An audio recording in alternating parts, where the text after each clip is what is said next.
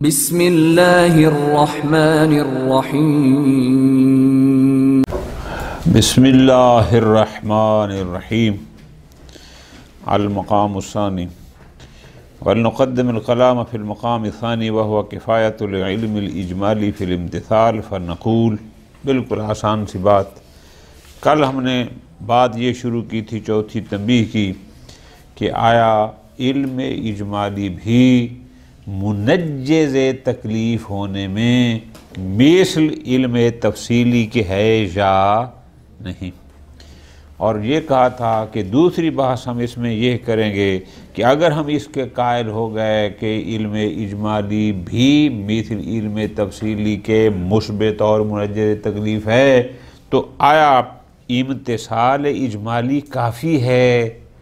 بے شک ہم علم تفصیلی کے حصول پر قدرت بھی رکھتے ہوں، پھر بھی ہم وہ حاصل نہ کریں اور اسی علم اجمالی کے مطابق عمل کر دیں۔ موافقت اجمالیہ یہ کافی ہے یا ضروری ہے کہ اگر ہم علم تفصیلی حاصل کر سکتے ہیں تو ہر حال میں اس کو حاصل کریں؟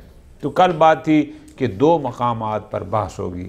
نمبر ایک بحث اس علم اجمالی کے منجز تکلیف اور مثبت تکلیف ہونے میں، اور دوسری بحث ہم اس میں یہ کریں گے کہ آیا موافقت اجمالیہ بھی کافی ہے یا کافی نہیں۔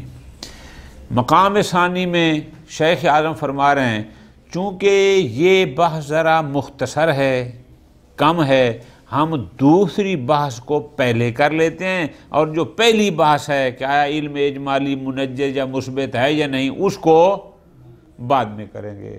تو آج جو بات شروع ہو رہی ہے پوری توجہ کے ساتھ وہ دوسری بات کو پہلے کر رہے ہیں، اس لیے کہ یہ مختصر ہے۔ وہ بات کیا ہے؟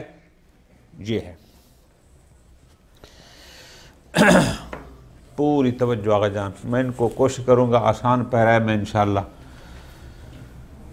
ایک شخص کو ایک چیز کے بارے میں علم اجمالی حاصل ہے، لیکن اس کو علم تفصیلی کے حاصل کرنے پر بھی قدرت حاصل ہے۔ توجہ فرما رہے ہیں؟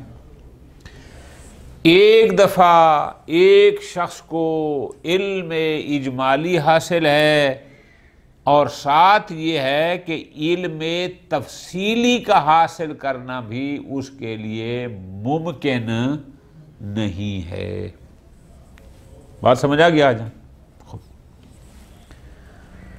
اگر علم تفصیلی کا حاصل کرنا متعذر ہو، ممکن نہ ہو، پھر تو کوئی دو رائے نہیں ہے کہ علم اجمالی کے مطابق ہی وہ عمل کرے گا، اسی کی موافقت اجمالیہ ہی کافی ہوگی، اس لیے کہ علم تفصیلی کا حاصل کرنا اس کے لیے ممکن ہی نہیں ہے۔ ٹھیک ہو گیا؟ یہ بات یہاں ختم۔ تو پس اس کا مطلب ہے مقام ثانی میں ہمارا موضوع بحث یہ ہے، اسی طرح لکھیں گے تو زندگی بھر نہیں بولیں گے، کون سا؟ وہ یہ ہے کہ ایک شخص کو علم تفصیلی کے حصول پر قدرت حاصل ہے، لیکن اس کے باوجود بھی وہ علم تفصیلی حاصل کرنے کی طرف نہیں جاتا، بلکہ اپنے اسی علم اجمال کے مطابق موافقت اجمالیہ کرتا ہے۔ بالکل آسان مثال، زندگی بھر نہیں بھولے گی۔ کیسے؟ مولا نے کہا تھا اکرم عالماً، اب عبد پر عالم کا اکرام ہو گیا واجب۔ اس کے سامنے آ گئے دو بندے، ایک آغا شبر صاحب آ گئے، ایک سید حسن صاحب آ گئے۔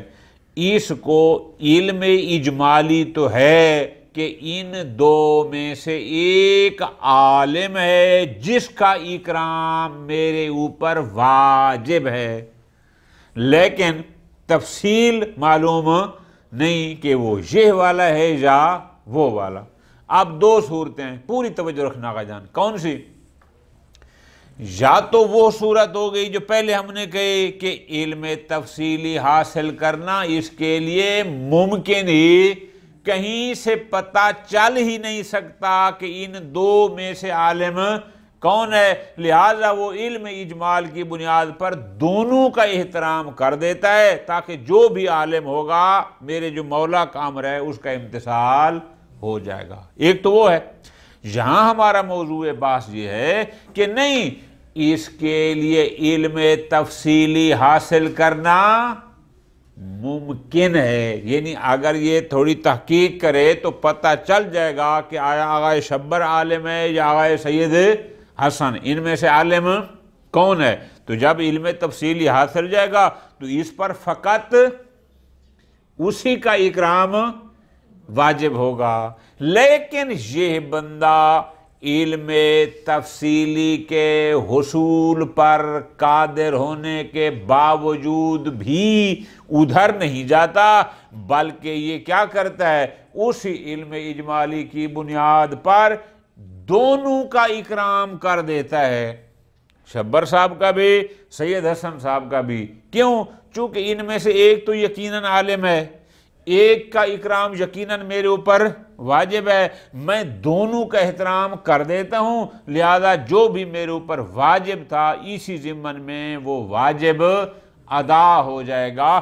یہ ہے ہمارا موضوع بحث کہ علم تفصیلی پر قدرت رکھنے کے باوجود بھی آیا علم اجمالی کے مطابق موافقت اجمالیہ کرنا، اطاعت اجمالیہ کرنا یا امتثال اجمالی کرنا یہ کافی ہے یا کافی نہیں؟ موضوع ذہن میں بیٹھ گیا۔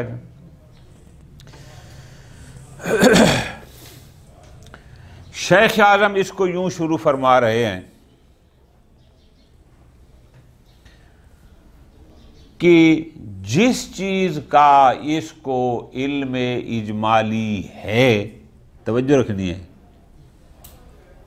اور یہ اس کی موافقت بھی اجمالیہ کرنا چاہتا ہے، حالانکہ علم تفصیلی پر قادر بھی ہے، آیا وہ شے، وہ جو تکلیف ہے وہ توسلی ہے یا تعبدی ہے؟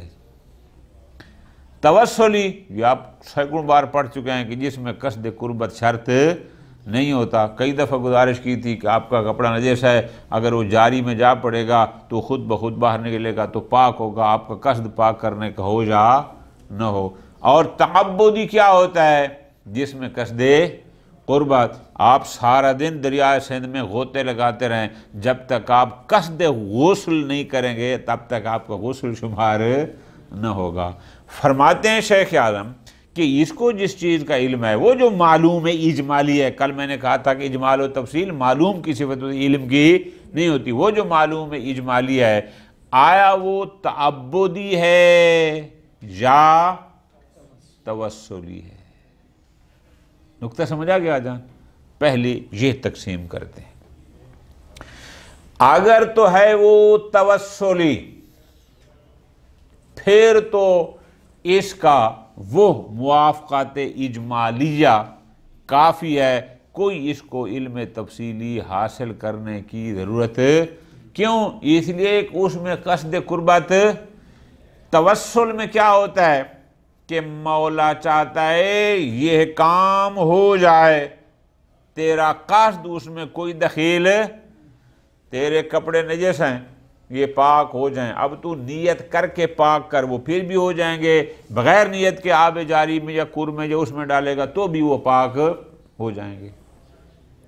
لیکن اگر بہت توجہ کے ساتھ وہ معلوم اجمالی توسلی نہیں بلکہ شاباش تعبدی ہے کہ جس میں قصد قربت کرنا ہے، تو اب وہاں پر امتثال تو تب ہوگا کہ ہمارا قصد قربت ہوگا۔ تو اب فرماتے ہیں وہاں پر پھر دو صورتیں ہیں، آیا وہاں اس کو بجا لانے کے لیے آپ جو موافقت اجمالیہ کر رہے ہیں جس کو آپ احتیاط کہیں گے، آیا وہ مستلزم تکرار ہے یا مستلزم تکرار نہیں؟ مثال دیتا ہوں، کلیئر ہو جائے گا۔ یعنی آیا ہم علم تفصیلی کی طرف نہیں جاتے، موافقت اجمالیہ کرتے ہیں، ہم احتیاط کرتے ہیں، تو آیا اس کے لیے تکرار کرنا پڑے گا ایک کام کا تب جا کر احتیاط متحقق ہوگی، یا نہیں تکرار کی ضرورت نہیں ہے، بس ایک ہی دفعہ کر دیں تو بھی وہ ہو جائے گا؟ مثال بالکل آسان، مجھے علم اجمالی ہے کہ میں نے آغا منور کے پیسے دینے ہیں، لیکن کلیئر نہیں ہو رہا کہ آیا وہ میں نے اس کا 100 روپیہ دینا ہے یا کوئی اور کرنسی جو 100 کے برابر ہو وہ دینی ہے، یا اور مثال کہ آیا میں نے اس کا 5 کلو آٹا دینا ہے یا 5 کلو چینی دینی ہے۔ علم اجمالی تو ہے کہ میرے ذمہ اس کا مال ہے، لیکن اجمال کس میں ہے کہ وہ 5 کلو آٹا ہے یا 5 کلو چینی ہے۔ اب میں اگر چاہوں تحقیق کروں تو تفصیل حاصل کر سکتا ہوں کہ وہ آٹا تھی یا چینی، لیکن میں تفصیل کی طرف نہیں جا رہا، میں اپنے علم اجمال کی وجہ سے موافقت اجمالیہ کرتا ہوں، احتیاط کرتا ہوں کہ میرا ذمہ بری ہو جائے۔ تو اب وہ کیسے بری ہوگا؟ 5 کلو آٹا دینا ہوگا، پھر 5 کلو چینی۔ یہ تکرار ہو گیا کہ نہ ہو گیا؟ یعنی ایک مال دیا پھر دوسرا مال دیا۔ اب اس ذیل میں مجھے یقین ہو جائے گا کہ جو مال اس کا میرے ذمہ تھا وہ میں نے ادا کر دیا، لیکن اس کے لیے مجھے کیا کرنا پڑا؟ تکرار، کہ ایک چیز دینی پڑی پھر دوسری دینی پڑی۔ بسا اوقات اس طرح ہوتا ہے کہ احتیاط کے لیے تکرار کرنا پڑتا ہے۔ سمجھ آئیے بات کیا ہے؟ بسا اوقات یہ ہوتا ہے کہ نا یہ تو کلیئر ہے کہ میں نے اس کا آٹا دینا ہے، لیکن آیا وہ 5 کلو تھا یا 6 کلو؟ اب میں ایک ہی دفعہ 6 کلو دے دیتا ہوں، کوئی تکرار نہیں ہے، بات سمجھے نا جی؟ جب 6 دے دوں گا تو بھی میرا ذمہ بری ہو جائے گا، وہ 5 تھا تو بھی بری ہو گیا۔ انشاءاللہ آگے ہم بات کریں گے اقل اور اکثر کی، جب اکثر کو بجا لاتے ہیں تو وہ سال سمجھ آ گئی نا جی؟ خوب، اب یہ کیا تھا؟ یہ 2 مثالیں ہو گئیں، لیکن یہ دونوں کس کی تھی؟ توسلی کی، چونکہ قرض ادا کرنے میں قصد قرب وغیرہ شرط ہے۔ اب ہم 2 مثالیں ایسی ہی دیتے ہیں تعبدی میں۔ مجھے علم اجمالی ہے، توجہ کے ساتھ، کہ یوم الجمعہ زمانہ غیبت میں نماز میرے اوپر واجب ہے، لیکن اجمال اس میں ہے کہ آیا وہ صلاۃ الجمعہ واجب ہے یا صلاۃ الظہر، دونوں تعبدی ہیں۔ اب اگر یہاں پر میں تفصیل پر قدرت رکھنے کے باوجود بھی علم تفصیلی حاصل نہیں کرتا، موافقت اجمالیہ کرتا ہوں، احتیاط کرتا ہوں، تو یہاں احتیاط مستلزم تکرار ہے۔ کیا مجھے جمعہ بھی پڑھنا پڑے گا، مجھے ظہر بھی پڑھنی پڑے گی، دونوں پڑھوں گا تو نتیجہ کیا ہوگا کہ واقع میں جو بھی واجب تھا وہ ادا ہو گیا۔ جہاں احتیاط مستلزم تکرار ہے۔ اچھا، اور تعبدی جہاں تکرار بھی نہ ہو، مجھے نماز کے واجب ہونے کا تو یقین ہے، لیکن شک اس بات میں ہے کہ حمد کے بعد سورہ پڑھنا بھی ساتھ واجب ہے یا واجب نہیں ہے۔ اقل اور اکثر، کہ آیا اس میں 11 واجبات ہیں یا 10 واجبات ہیں، اب میں 11 واجبات والی حامد کے ساتھ سورہ پڑھ کے نماز پڑھ لیتا ہوں، واجب نہیں تھی تو بھی ہو گئی، چونکہ یہ کوئی متنافیین نہیں ہے تاکہ وہ ہم کہیں کہ باطل جائے گی، یا اگر وہ تھی تو بھی ادا ہو گئی۔ اب مثال سمجھ آ گئی، ہے یہ بھی تعبدی۔ تو اب آگے سارا ترجمہ ہے، آپ کو کوئی ٹینشن نہیں ہے، بالکل آسان سا ہے۔ بس نتیجہ کیا ہوا؟ نتیجہ یہ ہوا کہ بسا اوقات انسان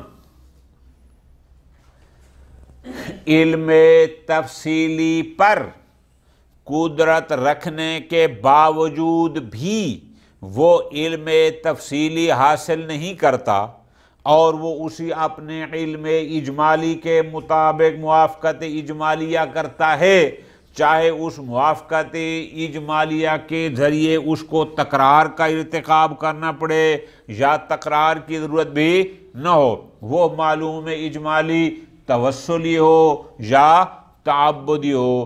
قاعدہ کیا کہتے ہیں؟ آیا ایسا کرنا جائز ہے یا اس پر واجب ہے کہ ہر حال میں علم تفصیلی حاصل کرے؟ ٹھیک ہو گیا؟ بالکل آسان جواب۔ شیخ اعظم فرماتے ہیں مقتضی القاعدہ، اس قاعدہ سے مراد قاعدہ عقلیہ ہے کہ ہم دیکھتے ہیں عقلاء عالم اگر اوامر عرفیہ میں ایک کوئی بات عرفاً اگر کوئی کہتا ہے اور وہ اگلا بندہ عابد امتثال میں تفصیل کو طلب نہیں کرتا اور اسی اجمال کے ذریعے موافقت اجمالیہ کر لے تو عقلاء اس کو حسن کہتے ہیں، عقلاء اس کی مد کرتے ہیں۔ تو پس اگر احکام شرعیہ میں بھی کوئی بندہ اسی موافقت اجمالیہ کا ارتکاب کرتا ہے تو قاعدہ عقلیہ یہ ہے کہ یہ بھی جائز ہے، اور اس کے لیے لازم نہیں کہ حتماً وہ علم تفصیلی حاصل کرے۔ مثلاً وہ علم تفصیلی حاصل کر سکتا ہے کہ ظہر واجب ہے یا جمعہ، لیکن وہ ادھر نہیں جاتا، ظہر بھی پڑھ لیتا ہے اور جمعہ بھی پڑھ لیتا ہے، تو قاعدہ عقلیہ کا تقاضا شیخ اعظم کے نزدیک یہ ہے کہ یہ جائز ہے۔ ایک بندہ کنفرم کر سکتا ہے، علم تفصیلی حاصل کر سکتا ہے کہ آیا نماز میں حمد کے بعد سورہ واجب ہے یا نہیں، لیکن وہ پھر بھی علم تفصیلی حاصل نہیں کرتا اور سورہ سمیت یعنی اکثر کو بجا لاتا ہے۔ شیخ اعظم کا عقیدہ یہ ہے کہ پھر بھی یہ اس کے لیے جائز ہے۔ بات سمجھ آ جائے گا؟ لہذا قاعدہ عقلیہ کے مطابق، اب یہ ایک سطر ہوگی، یہ پورے 2 صفحوں کا خلاصہ۔ شیخ انصاری کے نزدیک علم تفصیلی پر قدرت رکھنے کے باوجود، یعنی علم تفصیلی کے حصول پر قدرت رکھنے کے باوجود بھی اگر کوئی بندہ علم تفصیلی حاصل نہیں کرتا اور اس اپنے علم اجمالی کے مطابق موافقت اجمالیہ کر لیتا ہے تو قاعدہ عقلیہ کا تقاضا یہ ہے کہ یہ بھی جائز ہے۔ ختم ہوگی بات؟ ہاں، کچھ بزرگان ہیں، ان کا ہم انشاءاللہ ترجمہ پڑھتے ہیں، وہ کہتے ہیں کہ نہ، یہ جائز صرف علم تفصیلی پر اگر قادر نہیں ہے پھر علم اجمالی کے مطابق موافقت اجمالیہ کرے، لیکن اگر علم تفصیلی پر قادر ہے تو پھر یہ موافقت اجمالیہ کافی نہیں ہے۔ کچھ بزرگان کہتے ہیں، وہ انشاءاللہ ترجمے میں آ جائیں گے۔ وَلِنُقَدِّمَ الْكَلَامَ فِي الْمَقَامِ الثَّانِي، پہلے ہم بحث کرتے ہیں دوسری۔ مقام اول میری جان یہ تھا، ذہن میں رکھنا ہے بار بار، مقام اول یہ تھا کہ آیا علم اجمالی بھی مثل علم تفصیلی کے منجز اور مثبت تکلیف ہونے میں کافی ہے یا نہیں۔ مقام ثانی یہ تھا کہ اگر ہم قائل ہو جائیں کہ علم اجمالی مثل علم تکلیفی کے منجز تکلیف ہے تو مقام ثانی یہ ہے آیا وہ کفایت امتثال اجمالی بھی کافی ہے یا حتماً اس کے لیے ہمیں اجماع و امتثال تفصیلی کرنا ہوگا. لیکن جب انسان او علم تفصیلی پر قادر ہو تو اب یہ بحث وہ ہے. شیخ عالم کا نظریہ مقتضی القاعدہ تھے، اس قاعدہ سے مراد قاعدہ عقلیہ ہے. عقل و قلا ان کا تقاضا یہ ہے کہ جواز الاقتصار فی الامتصال بالعلم اجمالی باتیان المکلف بہ، کہ ہمارے لیے جائز ہے کہ جب انسان کو کسی تکلیف کا علم اجمالی ہو جائے تو اس علم اجمالی کے مطابق اس کا امتثال کرے. کیسے؟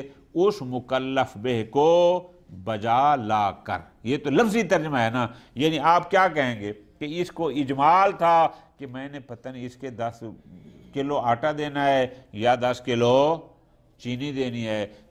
تفصیل حاصل کر سکتا ہے لیکن نہیں کرتا، اور یہ امتثال اجمالی کرتے کیا کہ آٹا بھی دے دیتا ہے، چینی بھی دیتا ہے کہ جو بھی میرے ذمہ واجب ہوگا وہ ادا ہو جائے گا. اسی طرح ظہر بھی پڑھ دیتا ہے، جمعہ بھی پڑھ دیتا ہے کہ جو بھی واجب ہو گیا وہ ادا ہو گیا. ہمارے نزدیک توجہ کے ساتھ شیخ اعظم کے نزدیک ایسا کرنا جائز ہے. اچھا اب آگے فرماتے ہیں جناب جو تکلیف ہوتی ہے جو اس پر لازم ہے وہ ہے 2 قسم کی. بسا اوقات اس کو کسی توسلی کے بارے میں علم اجمالی ہے، بسا اوقات کسی شابات. ہماری تکالیف ایسے ہیں نا، کچھ توسلیہ ہیں اور کچھ تعبدیہ ہیں.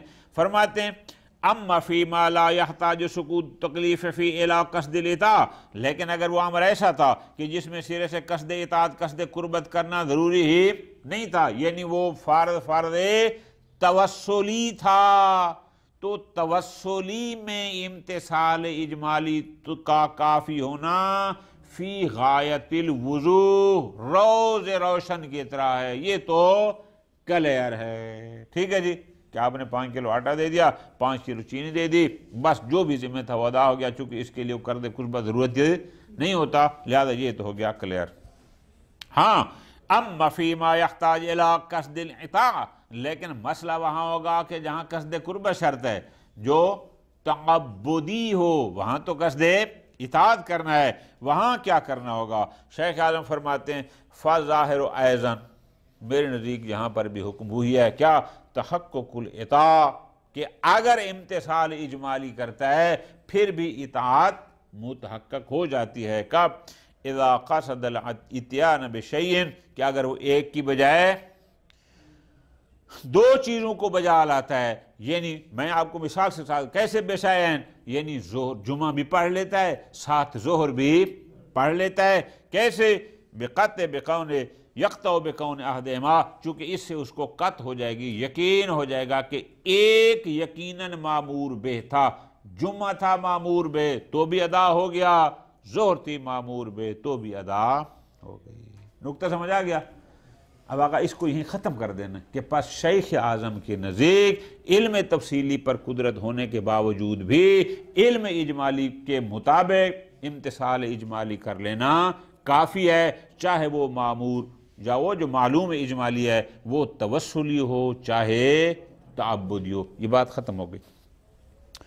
ودعویٰ، اگر کوئی کہے کہ جی ان العلم بکون المعطی بہ مقربن مغتربن حین الاتیان مقربن مغتبر حین الاتیان بہ، کہ جناب صرف اتنا قصد کافی نہیں کہ یہ معمور بے ہے، یہ اطاعت ہے، بلکہ یہ بھی ضروری ہے کہ جب وہ بجا لا رہا ہو تو اس کو یہ بھی کلیئر ہو، یعنی تمیز، کہ جو میں بجا لا رہا ہوں فقط یہی مقرب الی اللہ ہے.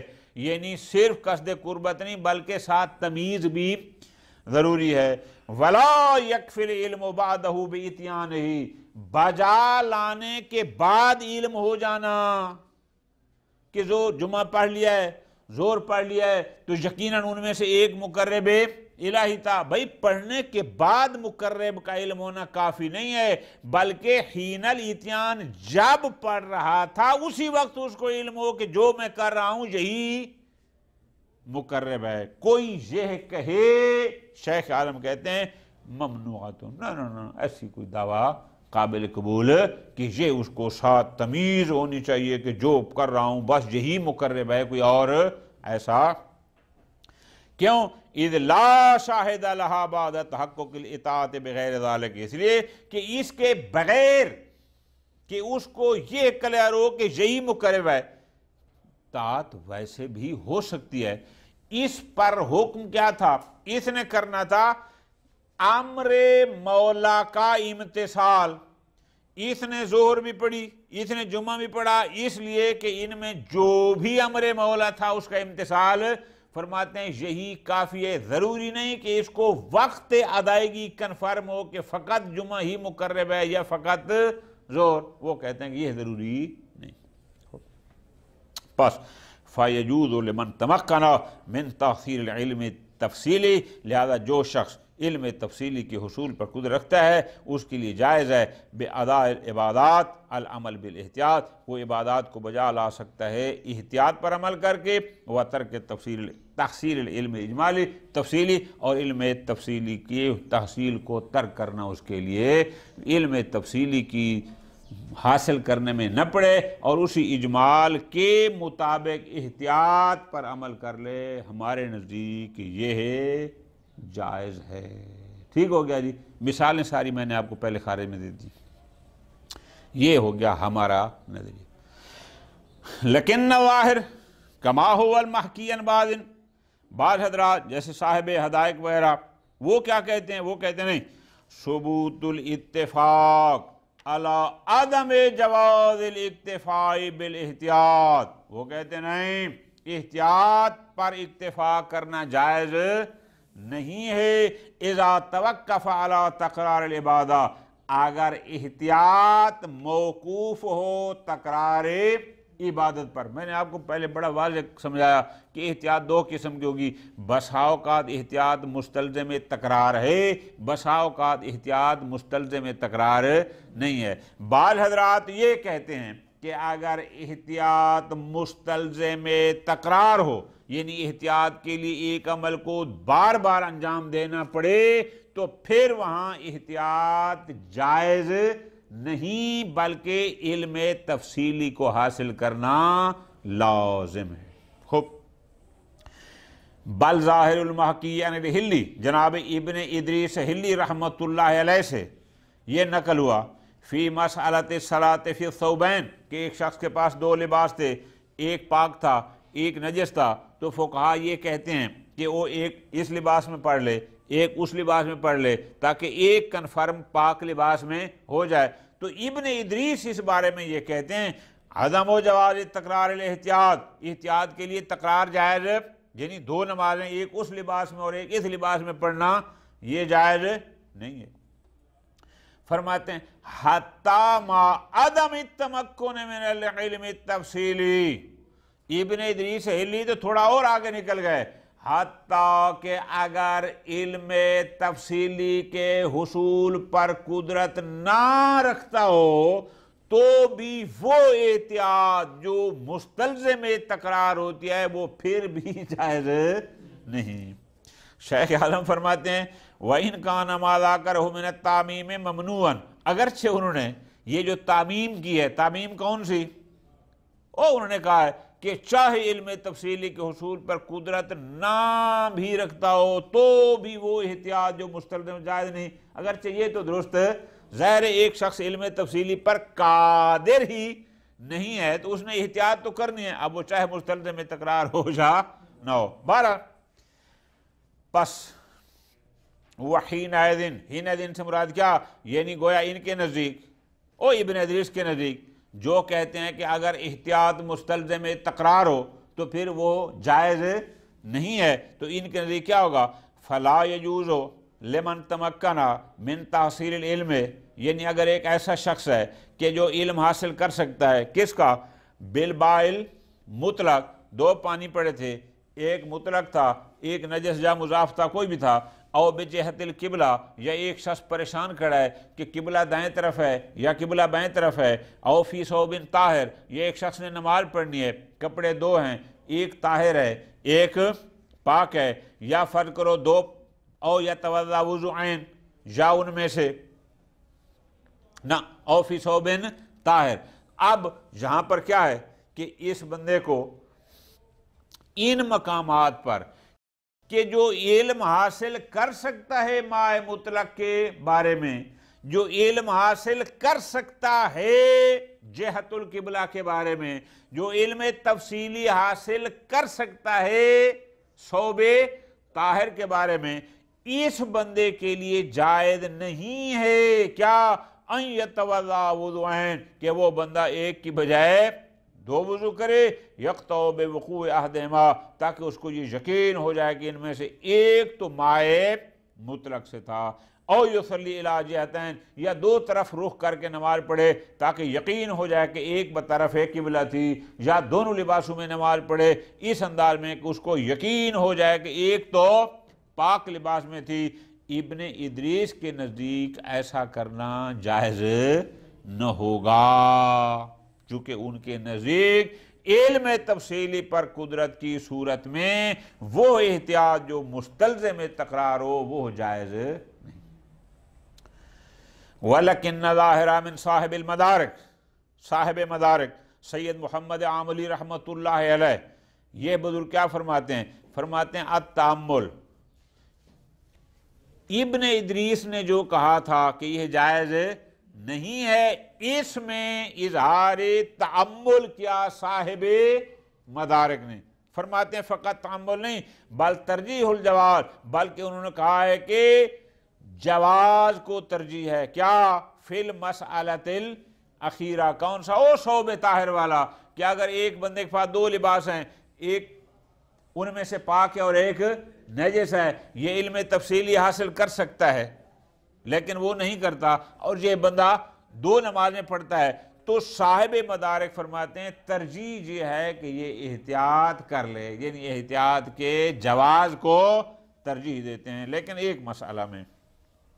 البتہ شیخ اعظم فرماتے ہیں لعلہ متعامل فی الکل، شاید وہ فقط ثوب والا مسئلہ نہ ہو، باقی جزیات میں بھی ہوئی تھی، اطلاق حضرت المسجد الاخیرہ، چونکہ بعد فقط ثوب کی دنیا ہے، دو پانیوں سے وضو کا مسئلہ بھی اسی طرح ہے، جہت قبلہ کا مسئلہ بھی اسی طرح، اس سے کوئی فرق نہیں پڑتا۔ خوب، یہ تو ہو گیا آقا جان وہاں کہ جہاں احتیاط مستلزم تکرار تھی، ہمارے نزدیک پھر بھی جائز ہے، لیکن بعض کے نزدیک یہ جائز اما اذا لم يتوقف الاحتیاط تکرار، لیکن اگر ایک شخص علم تفصیلی پر قدرت رکھنے کے باوجود بھی وہ حاصل نہیں کرتا اور اسی علم اجمالی کے مطابق عمل کرتا ہے اور احتیاط کرتا ہے، اور احتیاط بھی ایسی کہ جو تکرار پر موقوف نہیں ہے، مستلزم تکرار نہیں ہے، مثلا کما اذا اتى بالصلاۃ، ایک شخص نماز کو بجا لاتا ہے، مع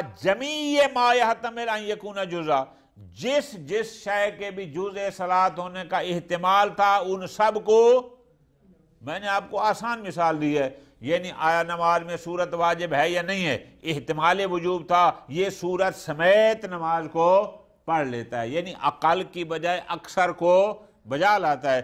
فرماتے ہیں فظاہر عدم و ثبوت اتفاق علی المن، ظاہراً اس احتیاط کے من پر علماء کا کوئی اتفاق نظر نہیں آتا، وجوب تحصیل یقین تفصیلی، اور کوئی ایسی اتفاق نہیں ہے کہ یہاں پر بھی حتماً وہ یقین تحصیلی کو حاصل کرے، ایسی کوئی شے نظر نہیں آتی۔